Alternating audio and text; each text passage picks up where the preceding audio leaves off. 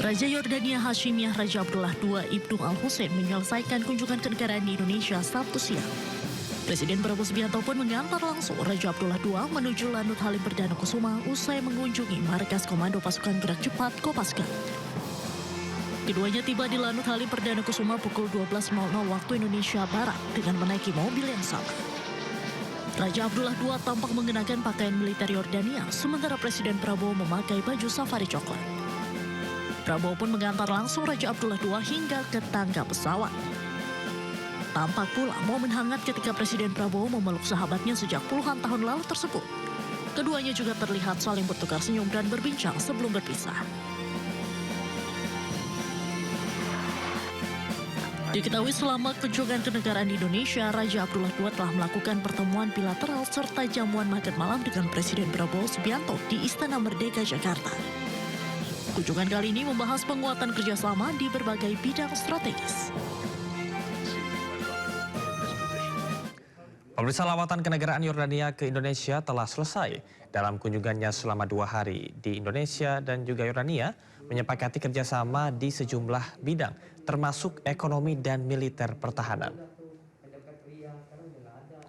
Menteri Investasi dan Hilirisasi sekaligus CEO dan Antara Rosan Ruslani mengungkapkan Raja Kerajaan Yordania Hashimiyah Raja Abdullah II bin Al-Husain menawarkan 3 peluang proyek strategis kepada Danantara sebagai bentuk penguatan hubungan investasi antara kedua negara.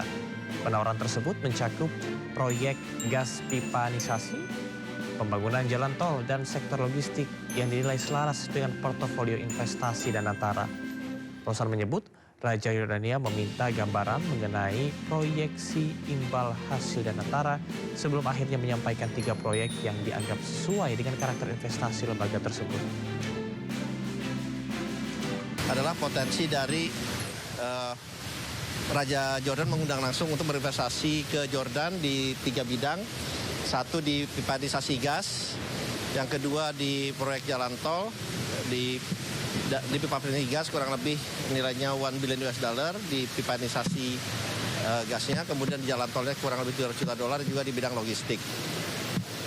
Dan itu tentunya kita akan evaluasi, tindak lanjuti, dan Danantara juga diundang langsung oleh beliau untuk datang pada bulan Desember ini ke Jordan. Menko Polhukam 2019-2024 Mahfud MD menyoroti kasus sengketa lahan yang melibatkan Wakil Presiden ke-10 dan 12 Yusuf Kala. Najwa Bala. Itu penculikan kan? Iya, penculikan. Penculikan. Masa penculikan punya tanah seluas ini? Betul. Ya kan? Jadi itu kebohongan dari rekayasa macam-macam. Permainan liput. Wakil Presiden Republik Indonesia ke-10 dan 12 Yusuf Kala geram setelah aset lahan miliknya seluas 16 hektar di Jalan Metro Tanjung Bunga, Tamalate, Kota Makassar, Sulawesi Selatan dikuasai mafia tanah. Menko Polhukam 2019 hingga 2024 Mahfud MD pun turut menyoroti kasus ini. Menurutnya, JK menjadi korban dari mafia tanah. Lebih jauh dirinya menilai modus yang dilakukan oleh mafia tanah umum dilakukan untuk menguasai tanah seseorang. Dalam hal ini, Mahfud juga menilai para mafia tanah seringkali bermain dengan oknum BPN dan oknum aparat untuk melakukan pemalsuan sertifikat. Apa yang terjadi Pak JK ini adalah modus yang umum dilakukan oleh penggarong atau oleh mafia tanah. Mengambil tanah orang atau tanah negara dengan cara memalsu sertifikat dulu atau memaksa ada sertifikat lain, lalu yang punya, yang asli itu disuruh gugat ke pengadilan. Sama kan dengan Pak JK, dia punya tanah, udah beli. Ya, 35 tahun lalu 35 katanya. tahun sudah beli, dia punya sertifikat, disuruh jaga ke orang. Lalu orang yang disuruh jaga ini disuruh jual, iya kan? Padahal dia tidak punya atas tanah itu. Lalu diketahui bahwa itu punya Pak JK, tidak boleh dijual, tapi sertifikatnya udah keluar, dijual oleh orang ini. Nah, gimana cara menjual? Main dengan BPN, main dengan aparat, main dengan apa, keluarlah sertifikat. Lalu disuruh menggugat kan? Pak JK sebagai korban suruh menggugat. Lalu dia tidak merasa menjual, kok suruh menggugat. Orang lain yang tidak punya hak menjual suruh menggugat. Nanti kalau menggugat ke pengadilan kalah. Sebelumnya, Wakil Presiden Republik Indonesia ke-10 dan 12 Yusuf Kala geram setelah aset lahan miliknya seluas 16 hektar di kota Makassar, Sulawesi Selatan dikuasai mafia tanah. Jika pun mengklaim tanah tersebut telah dibeli secara sah sejak 35 tahun lalu. Dari Jakarta, Tim Liputan, A-News melaporkan. Sejumlah anggota polisi aktif tercatat masih menduduki jabatan sipil, mulai dari kepala badan, kementerian hingga lembaga anti rasuah KPK.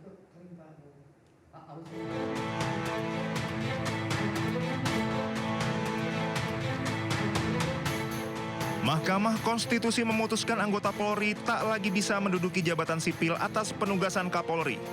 Jika ingin menduduki jabatan sipil, maka polisi harus mengundurkan diri atau pensiun terlebih dahulu. Hal ini menjadi bagian dari putusan perkara 114/PUU 23/2025 terkait gugatan atas norma pasal 28 ayat 3 dan penjelasan pasal 28 ayat 3 Undang-Undang Nomor 2 Tahun 2022 tentang Kepolisian Negara Republik Indonesia. Putusan mengadili 1. Mengabulkan permohonan para pemohon untuk seluruhnya. 2. Menyatakan prase atau tidak berdasarkan penugasan dari Kapolri dalam penjelasan pasal 28 ayat 3 Undang-Undang Nomor 2 Tahun 2002 tentang Kepolisian Negara Republik Indonesia, Lembaran Negara Republik Indonesia tahun 2002 Nomor 2 tambahan Lembaran Negara Republik Indonesia Nomor 4168 bertentangan dengan Undang-Undang Dasar Negara Republik Indonesia tahun 1945 dan tidak mempunyai kekuatan hukum mengikat. Sementara Kadif Humas Polri Irjen Sandi Nugroho mengatakan pihaknya akan mengikuti putusan Mahkamah Konstitusi terkait larangan jabatan sipil diduduki polisi sebelum pensiun atau mengundurkan diri. Setiap putusan yang telah ditetapkan MK wajib dihormati.